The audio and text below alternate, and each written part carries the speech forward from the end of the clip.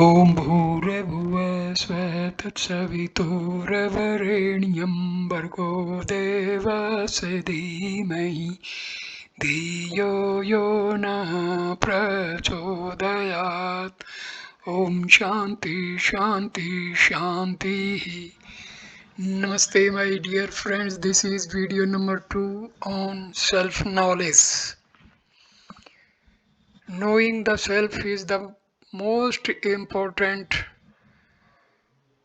part of our life because knowing the self leads us to liberation. So, this video starts with the knower of Brahma becomes Brahma itself. Having become Brahma while yet alive, he is freed from the round of birth and death. Knowledge of Brahma alone is the means of emancipation or moksha.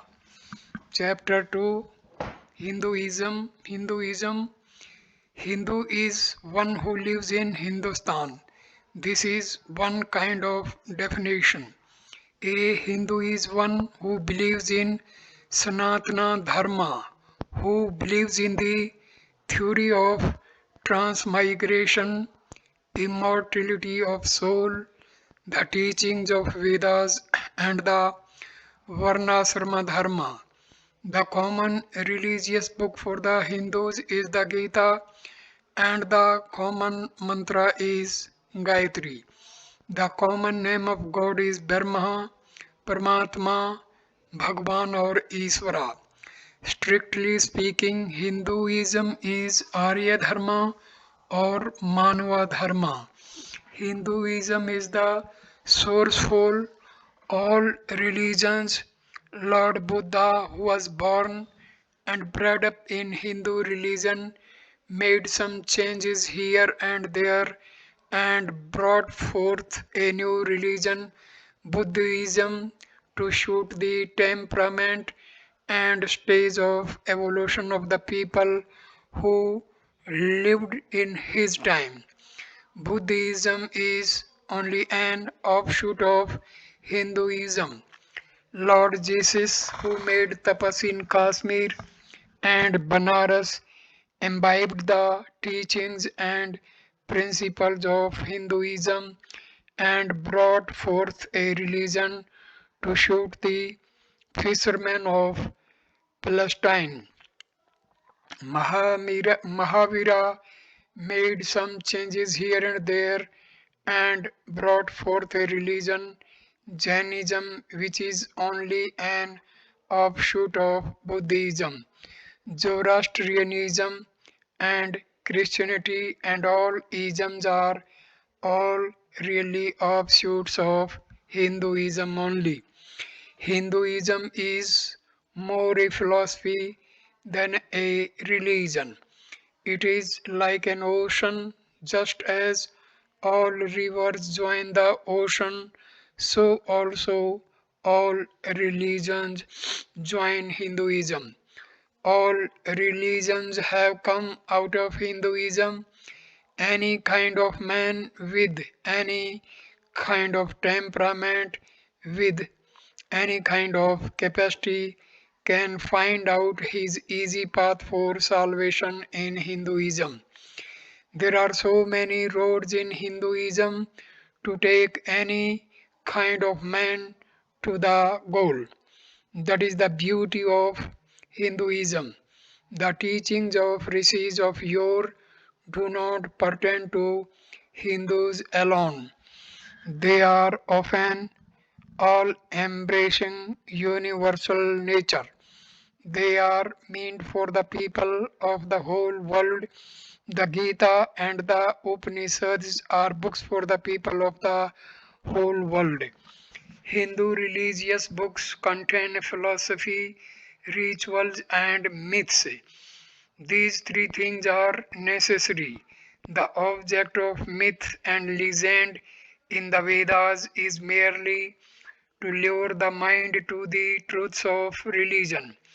The ancient Indian sages introduced the myth and legend in order to inculcate the principles of ethics or the tenets of religion in the people.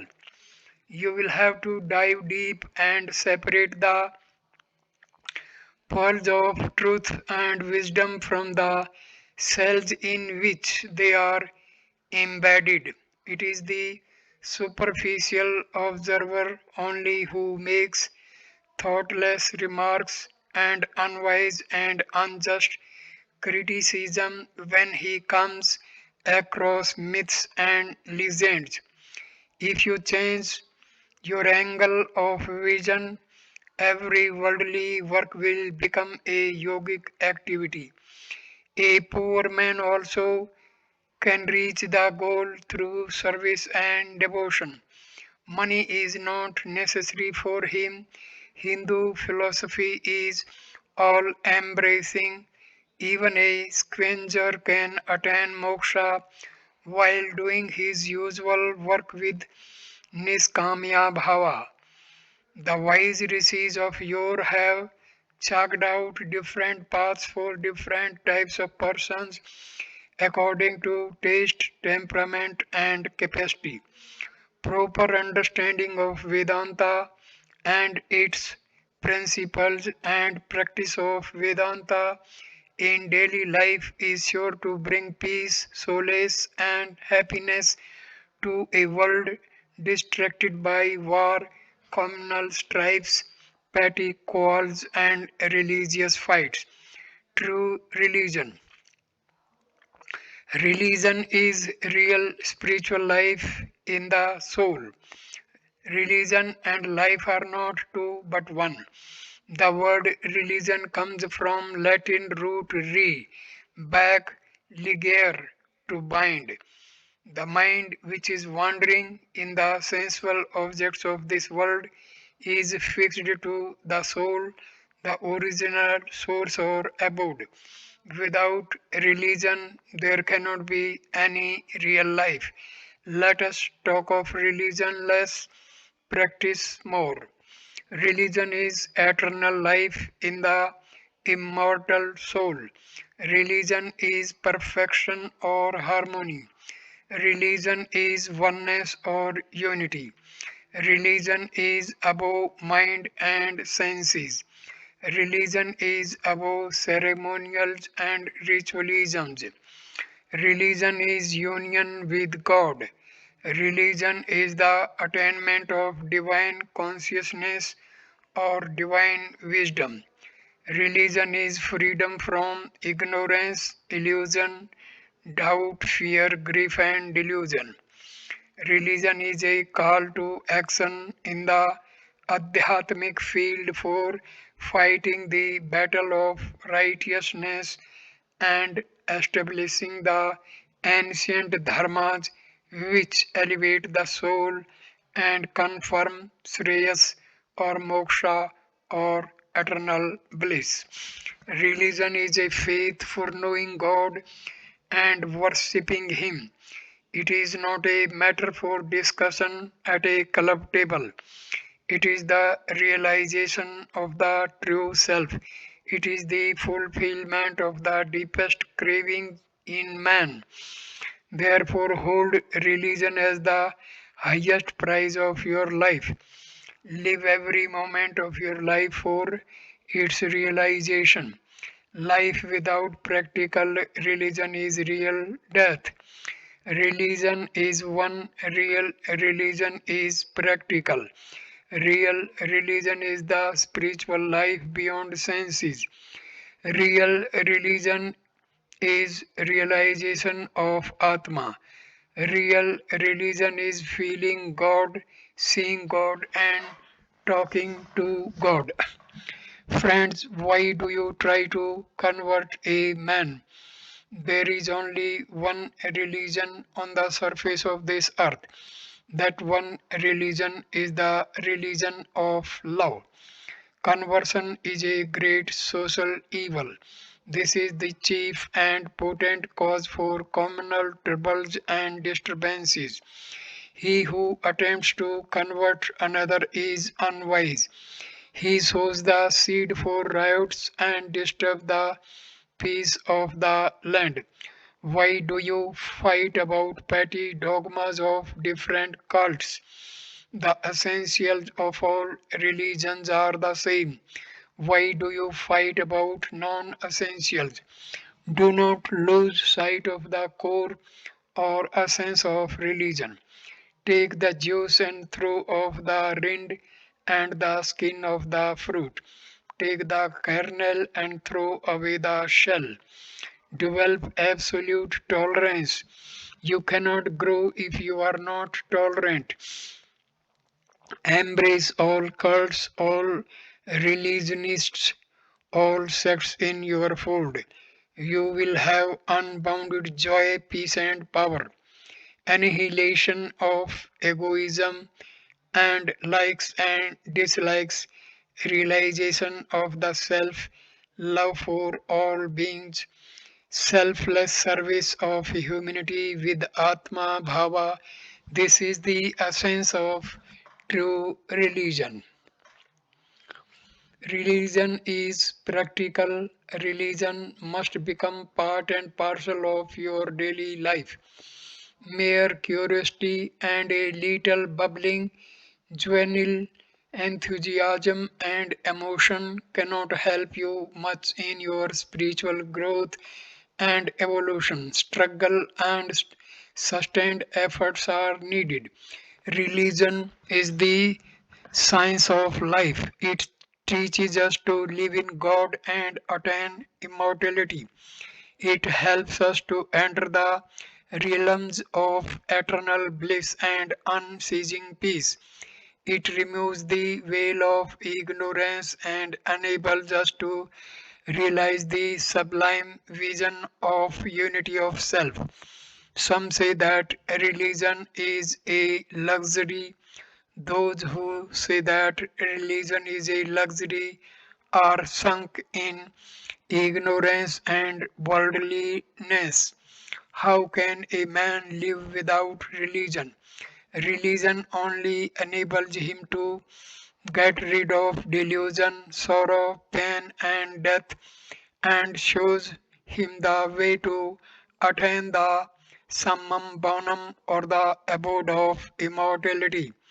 Through religion alone, he can become perfect and faultless. Glory of Mother India. India is a spiritual country. India never conquered territories or annexed dominations. Military conquest was not her ambition.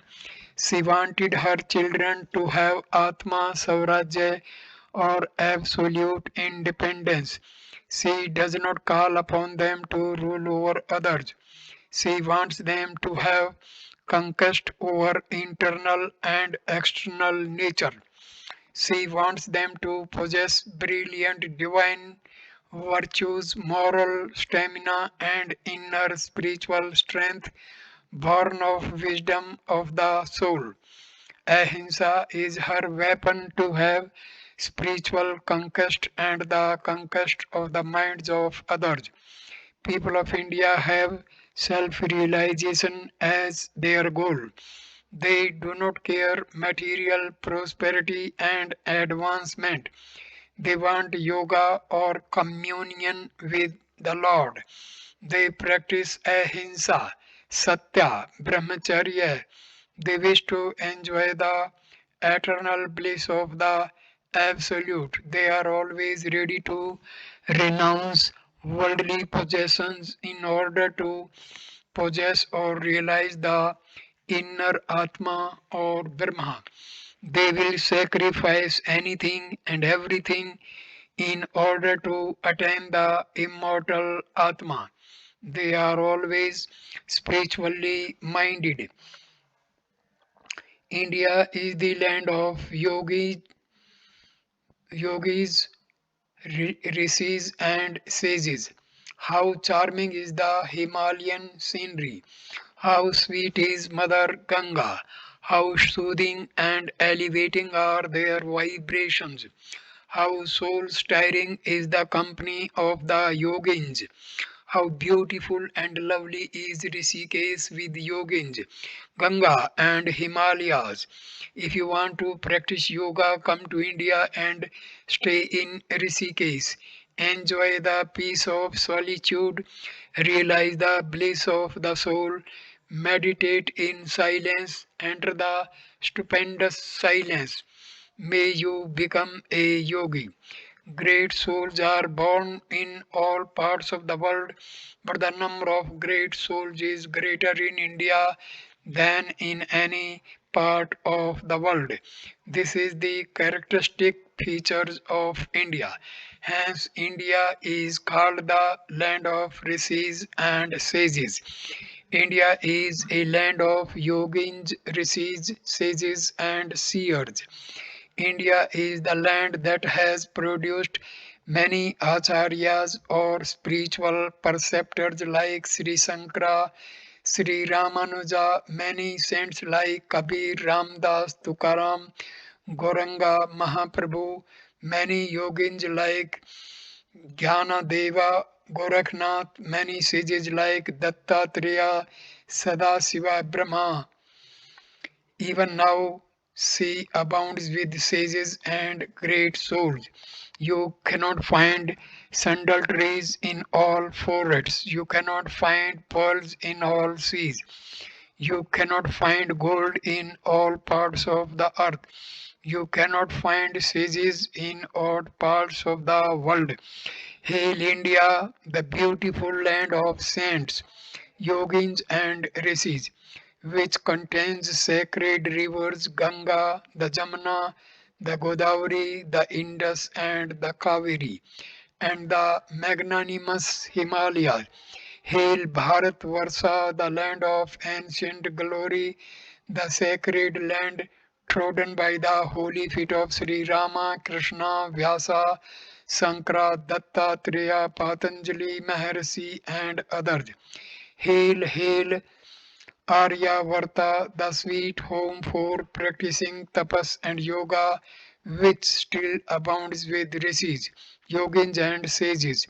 Hail, motherland, the land of gods and Jivan Muktas, which contains beautiful forest and solitary retreats like Nimsar, Jhusi, Uttarkasi, Rishikesh, etc., and sacred place like Kurukshetra, wherein Lord Krishna gave once his dynamic message to his beloved disciple Arjuna through the immortal song of the Gita. May God bless thy children and give them right understanding, knowledge of the self and spiritual strength to serve thee and raise thy banner high. Nazism, fascism, Bolshevism, and all isms will fail to bring peace to man.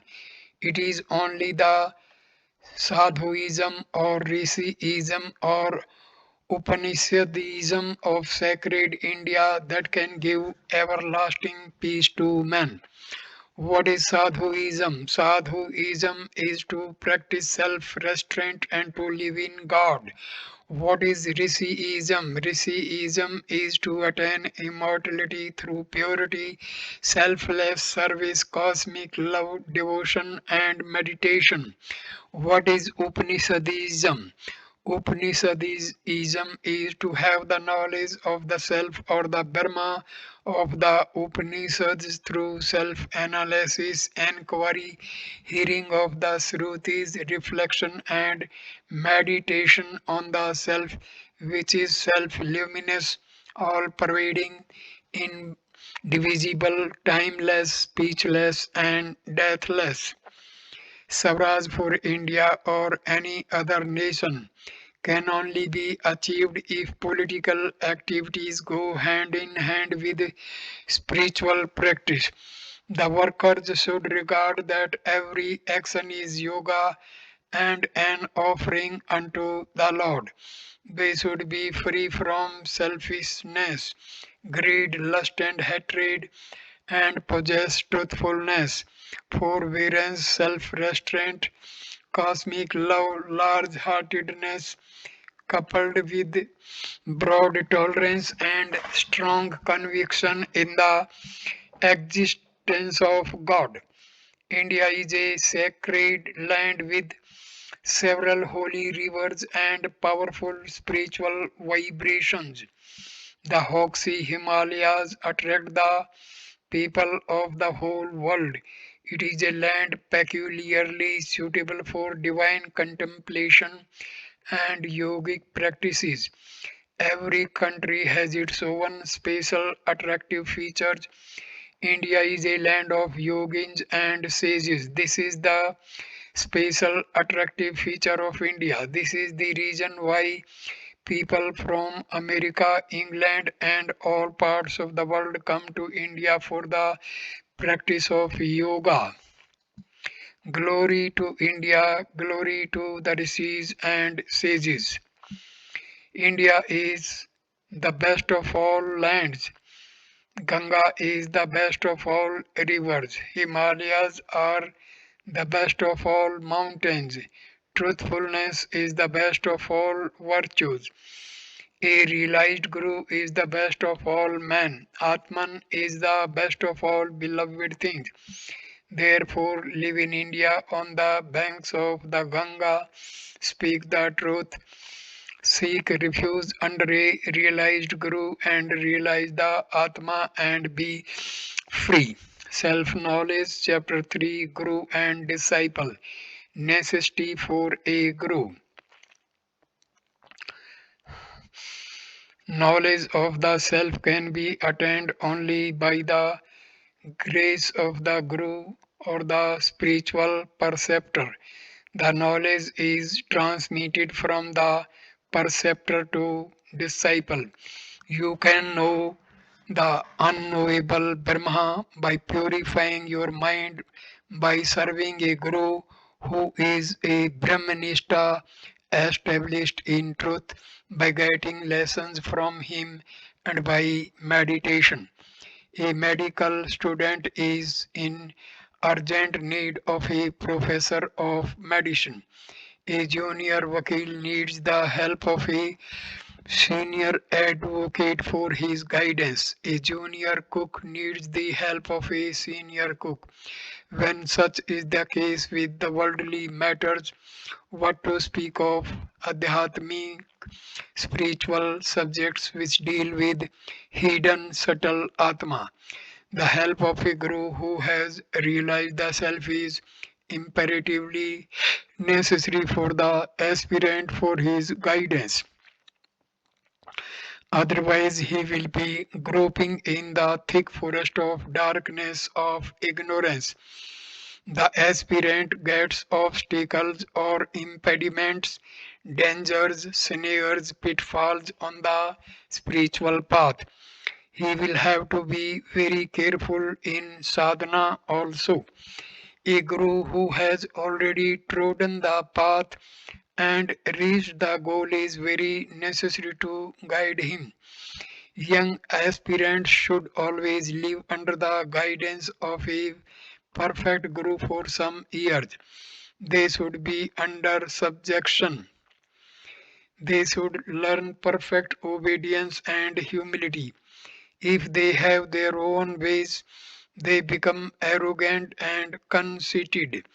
They do not make even an iota of progress in spirituality. In nature, no two trees are alike, no two leaves are alike, no two persons are alike, no two vibrations are alike, no two temperaments are alike, no two minds are alike. Therefore, there are various ways for controlling the mind to suit people of different temperaments. Each can have his own way of sadhana. For yourself, if you are not able to chalk out the path, get it from a guru or preceptor. Learn yoga under a guru, then only you will be able to understand the subtle points of yoga. He will inspire you when you are depressed, will remove your doubts when you come across stumbling blocks on the path and show you the right path because he has already trodden the path himself.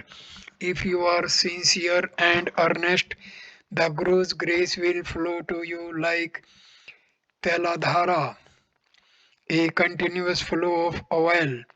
He will infuse energy, love, wisdom, and spiritual current if you have true receptive attitude, sincere faith, and devotion to Him.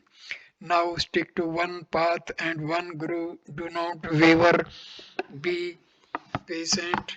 Be sincere. Aspirants do not possess unshakable faith in the Guru or Shrutis. They have half or a wavering faith. That is the reason why they fail in attaining success in yoga or dhyana. The Lord and the Guru are both one. Try to see the Lord in your Guru. Then only you will have progress in the spiritual path. Then only you will attain self realization. If you try to see defects in your Guru, you will not be benefited in the least. Guru is your father, Guru is your mother, Guru is your savior, Guru is your sole refuge and support. Therefore, revere your Gurus as the Lord Himself. The real aspirant should drink the Charnamrita of his Guru, should take the Guru's Uchistha, should meditate on the form of his Guru as Brahma himself, and should do japa of his Guru mantra constantly. Then he will have self realization easily. The duty of a soldier is to obey implicitly the commands of the commander. He must not question anything. Even so, the duty of an aspirant is to obey implicitly the orders of his Guru. Then only he can grow quickly in the spiritual path. He who is devoted to his Guru and has done Upasana can only comprehend the depths of the teachings of the Vedanta. You will find also in Svetasvatara Upanishad, whoso hath highest love for God and for the Guru as for God, to that Mahatman the truths here taught shine in full. Section 6 stanza 23. The teachers in this world is the teachers in this world is said to be of three kinds, which the one who commands, the one who imparts knowledge, and the supreme one who gives release. The one who commands shows the way. The one who imparts knowledge teaches the supreme place, and the one who gives release reveals the supreme truth, knowing which you will attain immortality. The people, after crossing a river, wanted to see whether all the passengers were alive, but each of them counted all the nine others except himself and found that one was missing, and all began to weep bitterly for the loss of one of them. At last they were disillusioned by someone telling each of them that the reckoner himself was the tenth. Just as the iron filings are magnetized in the presence of a magnet, so also aspirants are magnetized when they are in close contact with their masters or gurus. Just as iron is transmuted into gold by the touch of philosopher's stone, so also persons with evil tendencies are transmuted into veritable saints when they come in close contact with sages and yogins. When a guru is in the physical body, he can help the aspirants and disciples more.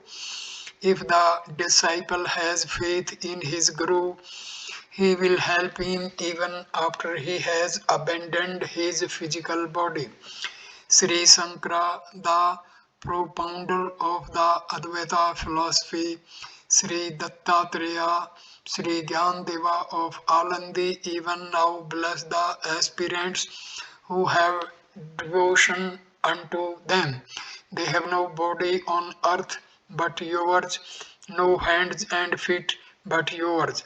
Yours are the eyes through which they behold this universe. They move about through your feet and do good to the world. Guru and disciple.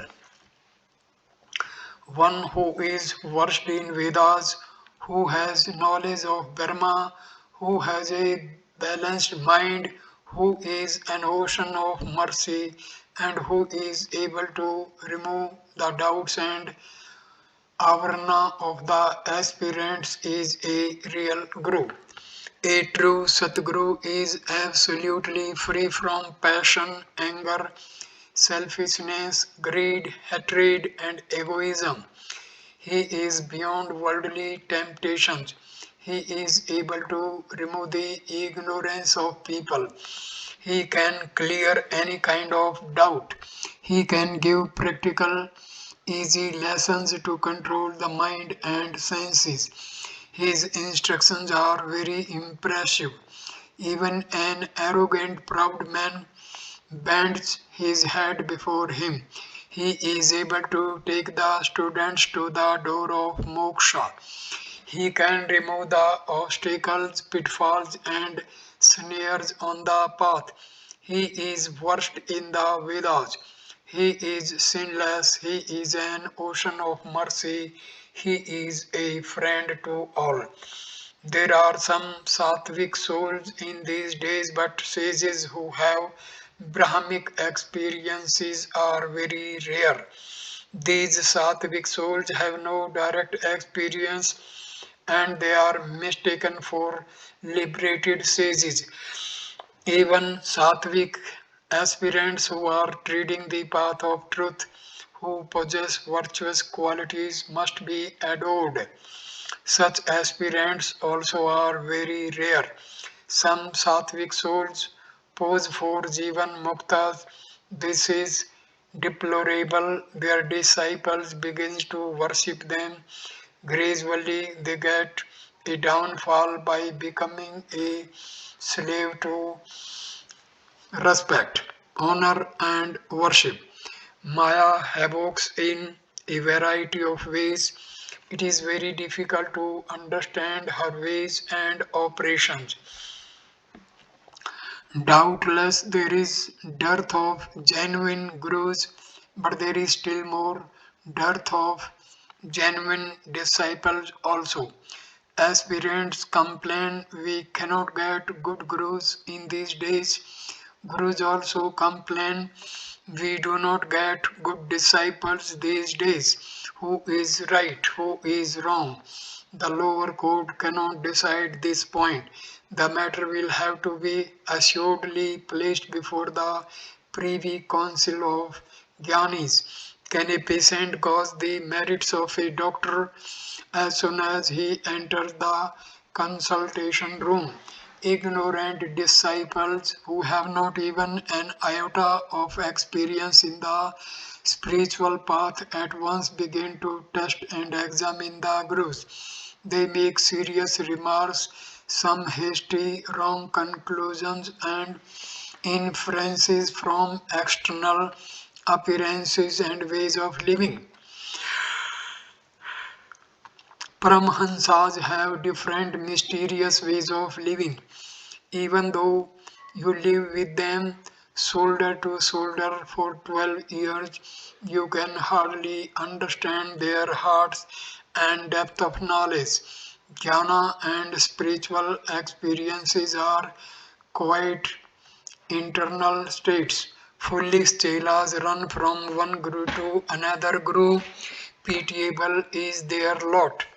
Do not dig here and there shallow pits for getting water. The pits will dry soon. Make a very deep pit in one place. Centralize all your efforts here. You will get good water throughout the year.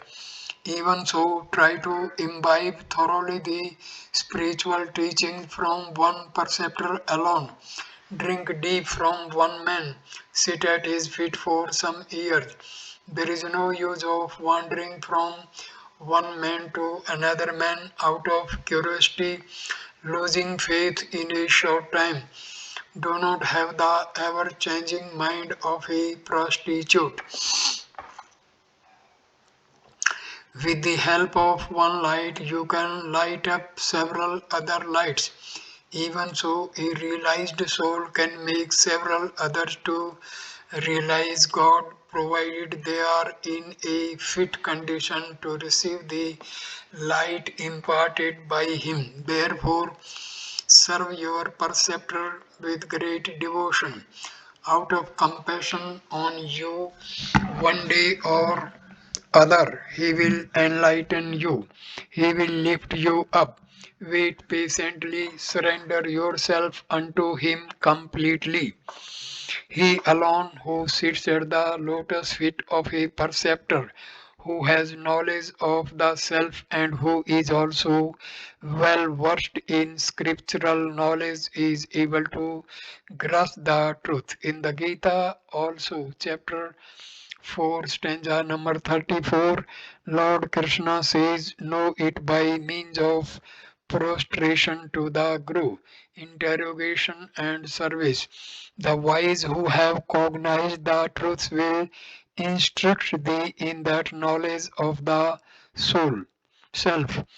Initiation into the mysteries of Brahma will fructify only in that disciple's mind who is desireless and will produce jnana in him. It takes a long time for the charcoal to catch fire, but gunpowder can be ignited within the twinkling of an eye. Even so, it takes a long time for igniting the fire of knowledge for a man whose heart is impure. But an aspirant with great purity of heart gets knowledge of the self within the twinkling of an eye, within the time taken to squeeze a flower by the fingers. Unless you are pure, you will not be able to realize the true greatness of a liberated sage. When he appears before you, you will take him for an ordinary man only and you will not be benefited. You will try to find out defects in him on account of your fault finding nature. Dosa Drishti. Even if Lord Krishna or Sri Sankara remains with you, he will not do anything for you unless you are fit to receive him, unless you are ready to receive the spiritual instructions. It is quite true that mere grace of a guru, his touch, sight, or sankalpa can work wonders. But that does not mean that the disciple should sit idle. Guru will show the path and remove obstacles, snares, and pitfalls. The student will have to place his feet on the rungs of the ladder of yoga. The Gita says, उद्धरेत आत्मना आत्मनम na आत्मनम अवस- अवसादयत. Let him raise the self by self. Let him not lower himself. Chapter 6, stanza 5. Guru's grace is needed by the disciple. This does not mean that the disciple should sit idle and expect a miracle from the Guru to push him directly into samadhi. The Guru cannot do sadhana for the student. He can guide the student, clear his doubts, pave the way, remove snares, pitfalls, and obstacles, and throw light on the path.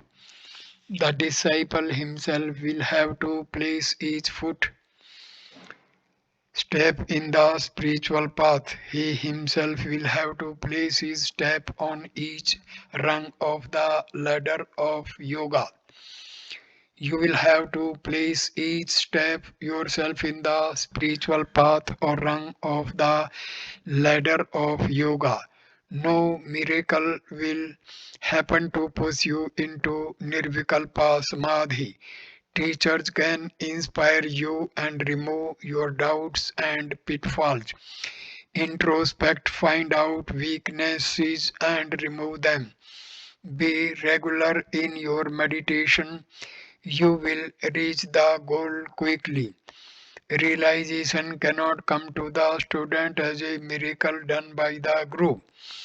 Lord Buddha, Lord Jesus, Rama Tirtha have all done spiritual sadhana.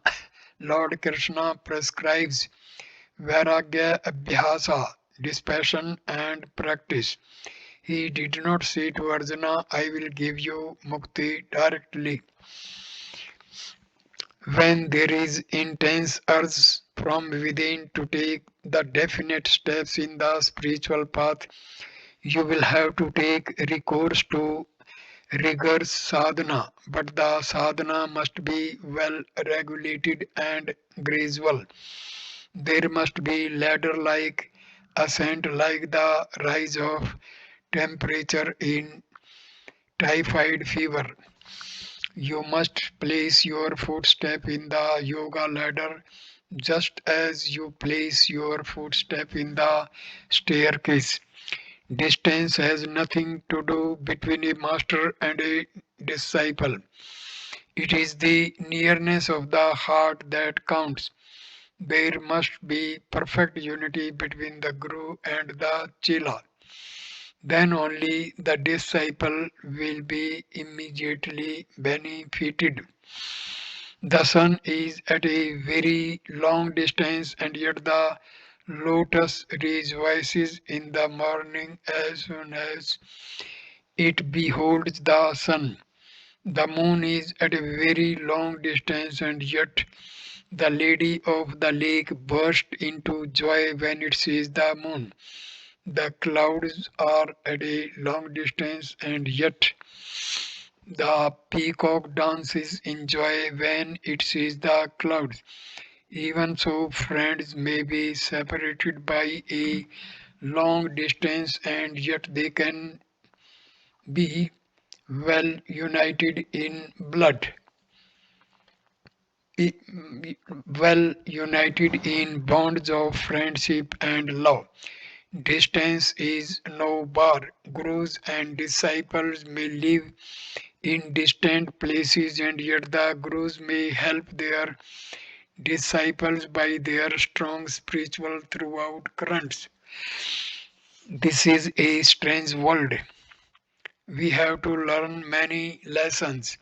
Even the disciple who was devoted to his guru tries to destroy his own beloved master at a later time. Many obstacles will come for the growing aspirant only at every step.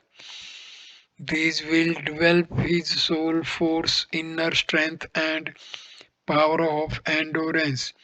The aspirant will have to show his strength when he is placed in adverse condition.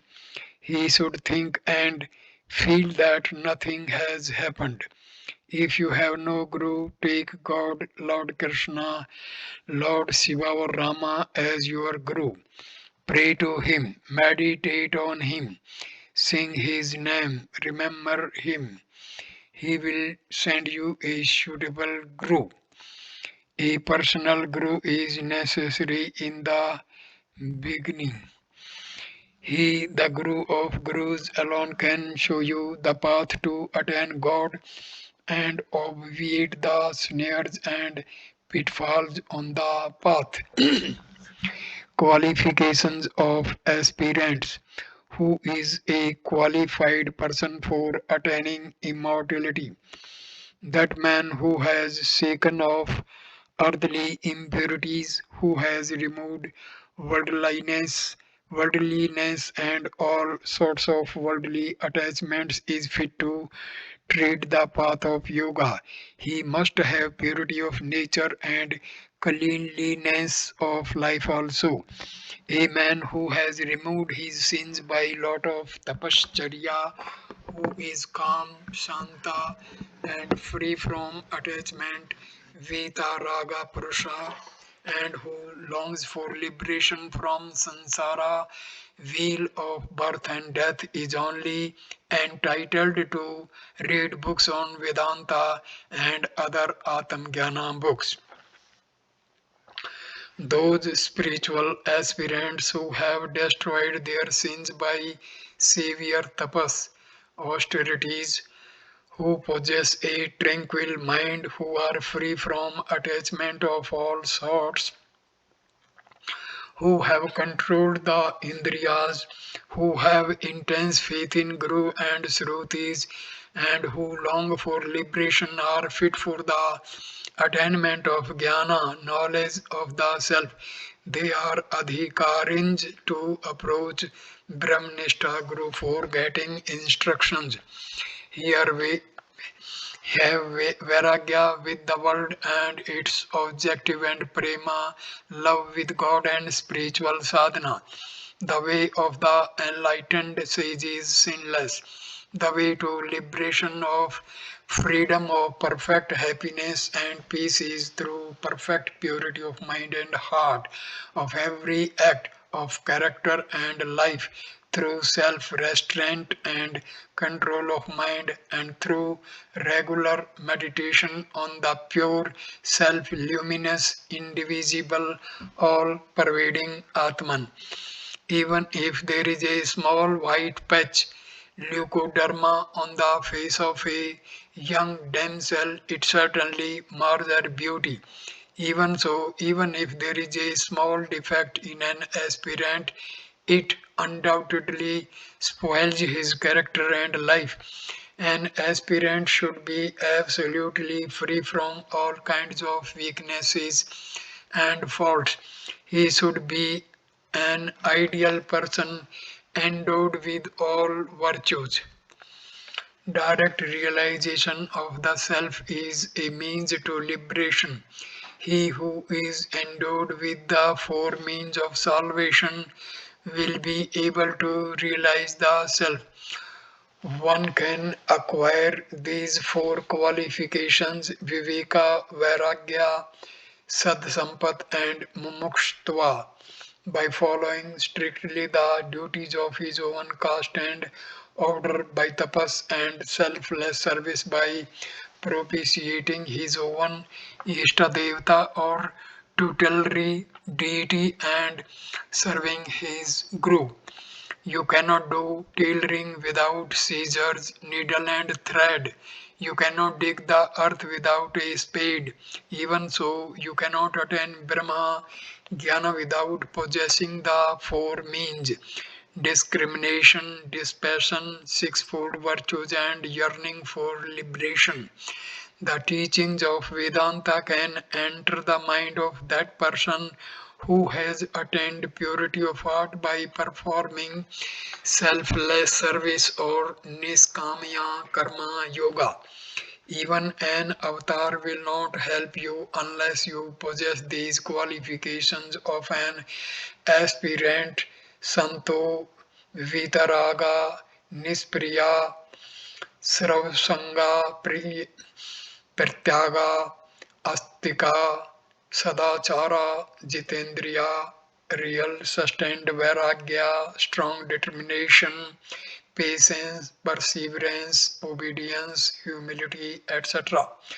The preliminary qualification for a student of Vedanta is an earnest desire to search for the truth. He must always keep alive this desire for truth. It is the fundamental prerequisite for an aspirant.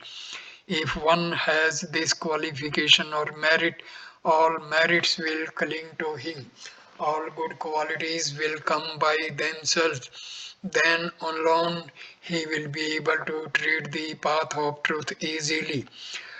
Manustaiva, human birth, mumukstva, keen yearning for liberation, satsanga, company of sages, service of Guru, hearing of Srutis, reflection and constant protracted and profound meditation are necessary for the attainment of salvation. Faith, dispassion, self restraint, one pointedness of mind, purity of heart, devotion, desire for liberation, and meditation are the immediate factors of liberation for the aspirant.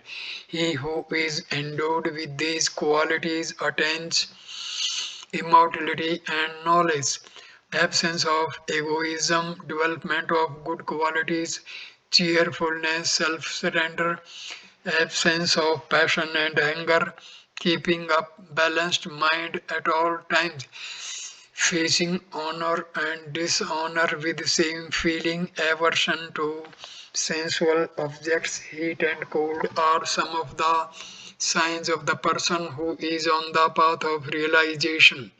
These are not to be achieved in a day or two. It is the work of years of ceaseless and protracted sadhana. In the spiritual path, there is no preference for graduates, masters of arts, or doctors of philosophy. University qualifications can hardly benefit a man in the rigorous path of truth. He who is endowed with dispassion, discrimination, humility, devotion, and power of endurance, who has subdued his mind and senses, is a qualified person for this path. You are nowhere if you argue too much. The education of the present day induces a man to enter always into unnecessary discussions and controversies. He misses the goal, he only becomes a dry, talkative Pandit. The Guru will only impart spiritual instructions to that aspirant who thirsts for liberation, who duly obeys the injunctions of the Shastras, who has subdued his passions and senses, who has a calm mind and who possesses virtues like mercy, cosmic love, patience, humility, endurance, forbearance, etc. Uttama Adhikarins, first class aspirants, only can have self realization within 3 days. Madhyama Adhikaris, middle class, should do rigor sadhana for a long time. An aspirant should be firm as the Meru, free as the ether, fragrant as the jasmine, broad as the sky, forbearing as the earth, forgiving as the parents, radiant as the sun, fearless as the lion, generous as Ranti Deva. Live without the feeling of I-ness and attachment. Restrain the senses. Observe the rules of right conduct. Get purity of the heart. Hear the truth. Abide in the self. Be happy. A selfish man is unrighteous. Attachment and sense of separateness are present in him to a remarkable degree. He cannot develop those qualities which yoga needs. A desire to become a yogi and to learn yoga can only arise in a man who is free from selfishness, who is righteous, and who has religious disposition. Selfishness constricts the heart and forces a man to do injury to others and to get hold of the property of others by foul means. It is selfishness that prompts a man to do sinful acts. Austerity, study of religious books and japa of mantra, devotion to the Lord and surrender to God constitute Kriya Yoga or action according to Patanjali Maharishi. This is the first sutra in second chapter. Sadhana pada. This is a yoga of discipline. The practice of Kriya Yoga prepares the yogic student for entering into samadhi or superconscious state. It purifies the heart and thins out the five afflictions avidya, asmita, raga, dvesha, and abhinvesha. Ignorance, egoism, love, hatred, and clinging to earthly life. The pure and the unselfish alone will be quite fit to receive the divine light and drink the nectar of immortality. If you fail to ask the wise what you know not, you will remain a dunce throughout your life. Sit at the lotus feet of your Guru with bhava and faith. Serve him with sincerity, humility, and love. Prostrate before him morning and evening. Clear your doubts, hear the Shrutis from him. Reflect, meditate, behold the supreme transcendental light of lights. Drink deep the wisdom nectar and attain immortality. You will have to do minor sadhana in purifying yourself before you are fit to approach any preceptor or guru. You must be in possession of the preliminary qualifications of an aspirant. The student of yoga should be abstemious in his diet. He should avoid laziness, ease, habitual languor, and excess of sleep. He should observe silence and occasional mild fast to ensure a good tone to his constitution. He should develop correct habits. He should check all sorts of ambitions and the countercurrents of the worldly desires by inquiry, thinking, and discrimination. He should say unto the deceiving mind, O mind, I know your tricks. I have got dispassion and discrimination now. Do not wag your tail now. I will clip it off mercilessly. I have learnt many lessons. It is only ignorance that makes a man to perfect a transient gains to permanent benefits. I do not want again these sensual enjoyments. They are like vomited matter for me. I have resolved to attain the free, everlasting fruits of yoga with eternal peace, infinite bliss, and supreme joy.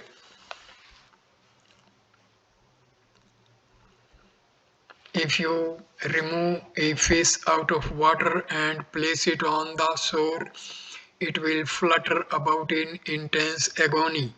It will be thirsting for re entry into the water. If you keep a boy in the cold water of the Ganga for a short time, he will be in a greatly agitated condition. He will shriek and yell out. He will be eager to come out of water. When the house of a man has caught fire, the owner of the house runs immediately to the municipal office to get the fire brigade for extinguishing the fire.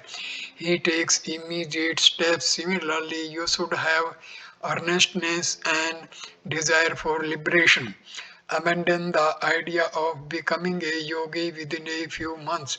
Practice it takes years and years of sincere sadhana, practice of brahmacharya and ahimsa. You have to labor hard for many years to become a graduate and to earn even a small salary.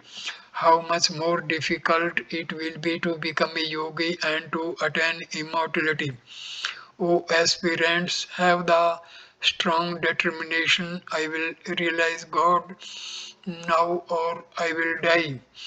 Do not say I will realize in my next birth.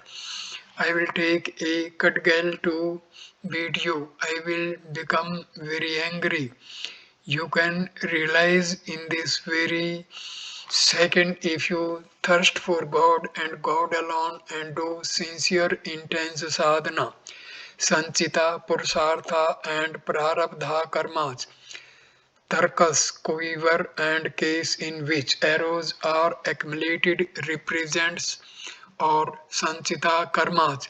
The arrow that is ready for shooting represents our agami karma, and the arrow which has left the bow which cannot return and which must hit the target represents prarabdha karma.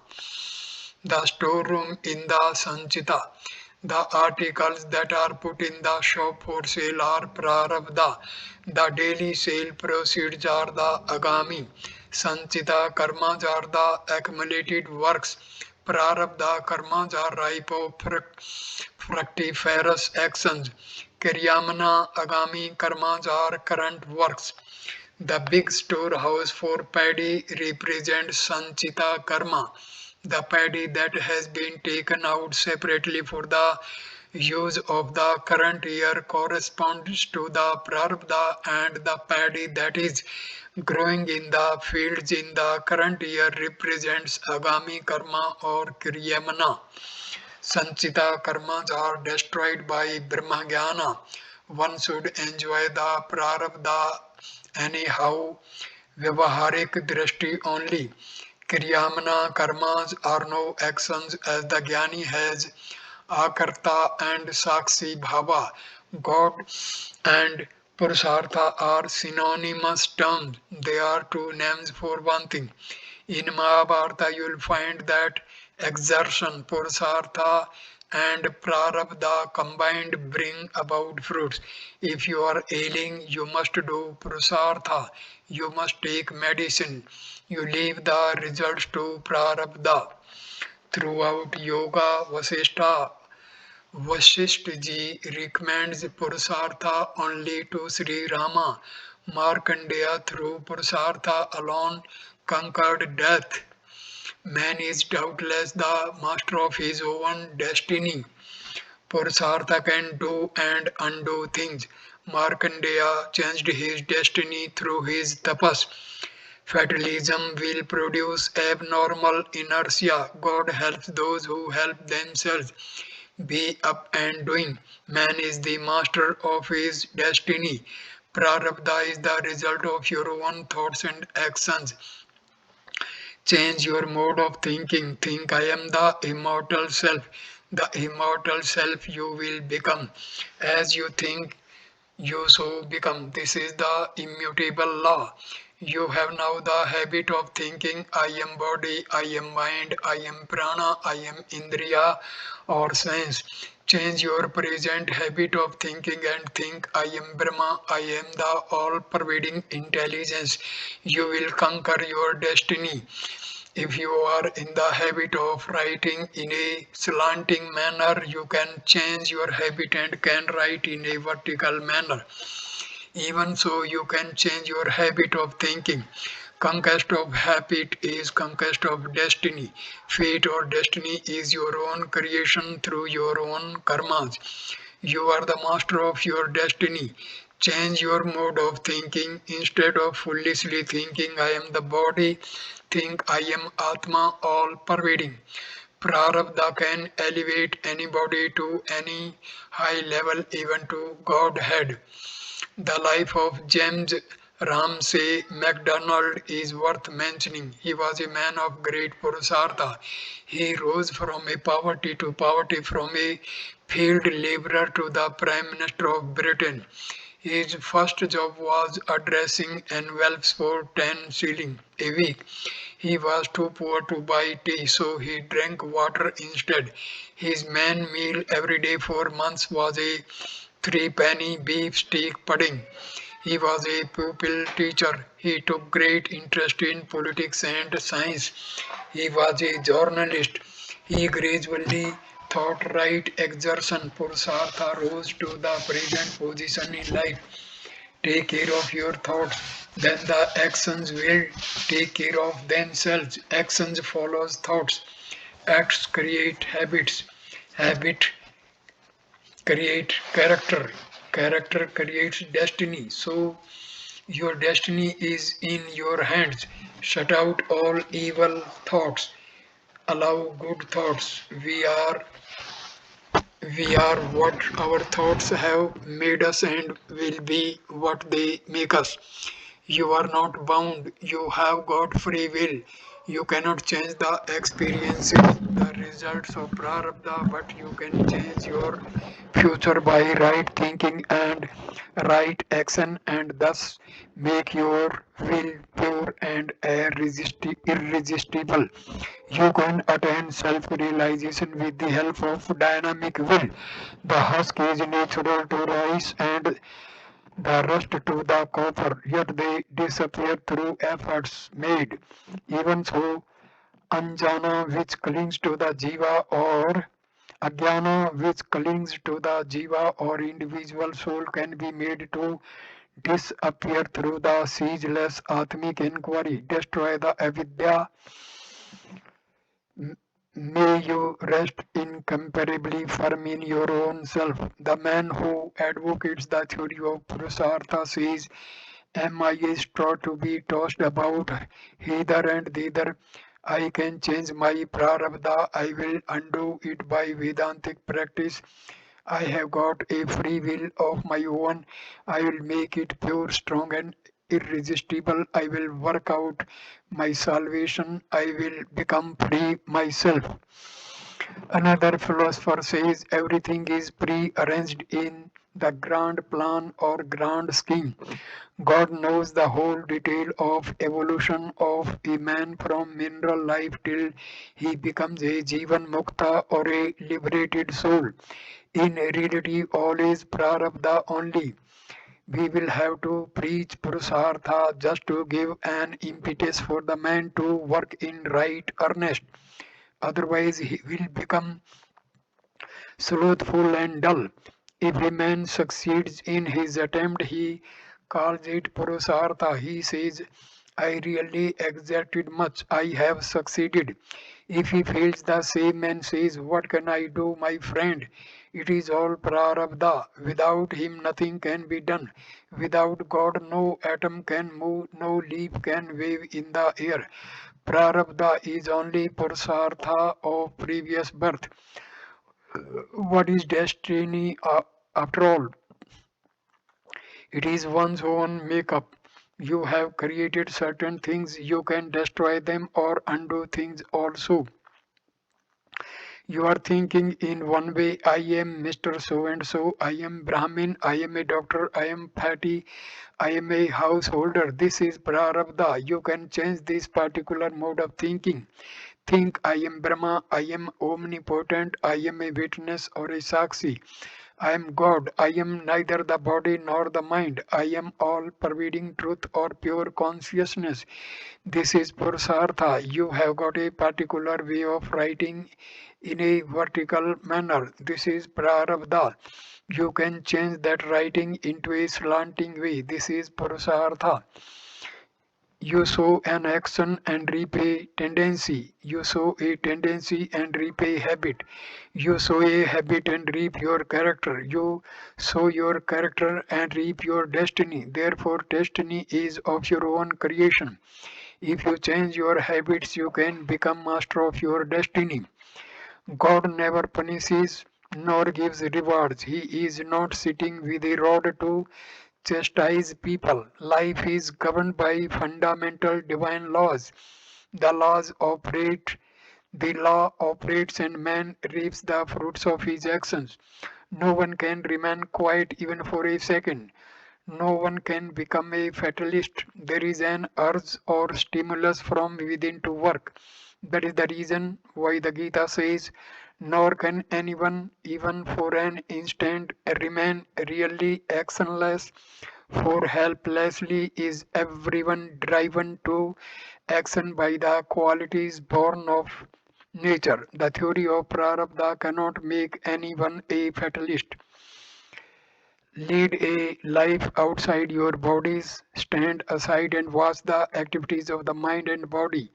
Be a Sakshi or a Drishta like the empire in a football match. This is jnana. Train the physical body to obey you at all times. Keep it strong and healthy. Do not become a foolish Mayavadin. Understand Mayavada properly. Do not have moha for the body. Be prepared to sacrifice it at any moment. When the divine call comes, sacrifice this body for a noble cause. This body is a boat or horse to take you to the goal or to cross the ocean of samsara. For, for a bhakta, it is all prarabdha only, for he is a man of self-surrender. He has to glorify the power of the Lord. For a Vedanti, it is all purusartha only, for he is a man of self-reliance. He has to glorify the power of his own strong will, Atambala. Both are correct from their own standpoint. Each soul must fulfill the divine law, karma, for gaining divine wisdom. Each soul must sit alone the gate. No one can push him in. The gurus can lead him up to the gate. Everyone must fight his battle of self purification, concentration, and control of mind. One philosopher says, how does Purusartha bring results? How does Prarabdha operate? It is very difficult to say. People ask, how is it that a good man is suffering in this world and a bad man is in an affluent state? The answer is that in this life the good and bad deeds of a former life are expiated. Just as just as there is prarabdha for the individual, so also there is prarabdha for the world also. This is collective prarabdha. There will be perfect peace and prosperity after commotion and agitation in the land. You are not in a position to analyze the acts of nature because you have no knowledge of the laws of nature. When there is increase of population in the land, when the products cannot meet with the requirements of the people, the divine Shakti removes the extra population through famine, epidemics, pestilence, earthquake, volcanic eruption, and war. I conclude this video at this stage. Next video number 3 on self-knowledge. We'll start chapter 4, God and Avatara, Saguna and Nirguna aspects of God. Thank you for watching this video. Namaste, my dear friends. Thank you.